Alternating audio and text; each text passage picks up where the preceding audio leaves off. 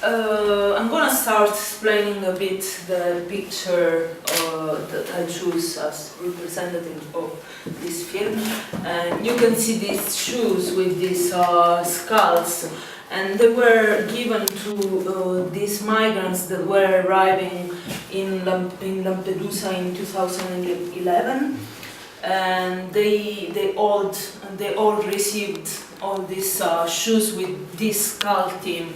And they even had some shoes with the face of Che Guevara transformed in a skull, which sounded a bit kind of sarcastic, because it was almost saying, look where your revolution is bringing you. And basically, yeah, in 2011 I spent a couple of months in Lampedusa while there were thousands of migrants arriving, especially from Tunisia. And some of them, they were also coming from Libya. They were like black Africans, but they were treated a bit better as they were possibly refugees, while the Tunisians, they would be just economic migrants, so they don't have any rights. They were left to sleep in Lampedusa wherever they could. Basically, in Lampedusa, they have a detention center, a small detention center that can give a place to sleep to less than 1,000 people. And when I arrived at first, it was already more than 3,000 people sleeping there.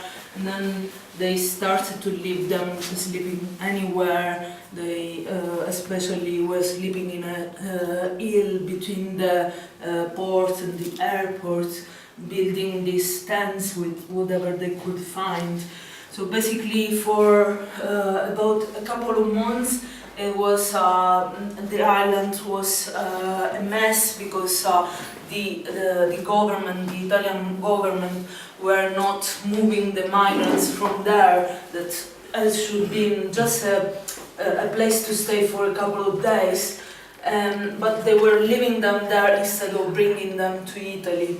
So in some way, the government was trying to create a problem in the island, which is a really small island, 22 square kilometers, and there is just a small village of 5,000 inhabitants, and at one point there were more than 7,000 migrants. It could be scary in some way, because you feel invaded, of course. So I stayed there for a couple of months. Then basically Berlusconi came saying, I found a solution, I'm gonna bring you 4 or 5 huge cruise boats so we can transfer very quickly the migrants. And actually in about 5 days he managed to do that. The island was cleared, the problem was transferred in Italy. They basically gave to most of them a temporary permit for humanitarian reasons for 6 months, and then they renewed those visas. And but in the meantime, the Italian government made an agreement with the Tunisian government. That was not a regularly elected government, it was just a transition government. They did this agreement, and the people the Tunisians that had arrived till April, they would get the permit. The other, no, they would be deported back, sometimes even directly from Lampedusa, without giving them the right to meet a solicitor, to meet a judge, to talk about their problems.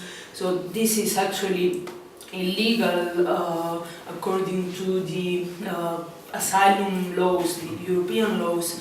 And yeah, and it's very arbitrary, because people that arrived till one day, they could get the permit, the other, even if they came from the same country with the same problems, they wouldn't get the visa. So after the island was emptied, I went to Tunisia in May 2011. It was just after, just a few months after the revolution, and the country was really still really unstable. Probably it is still now quite unstable. And since then I've been spending time, a lot of time there. I was there while there were the elections. I've been there like 1 year ago when they killed in the streets an important member of the Constitutional Assembly, which is a guy of the opposition, a leftist politician, and he was killed 1 year ago, and the people went on the street.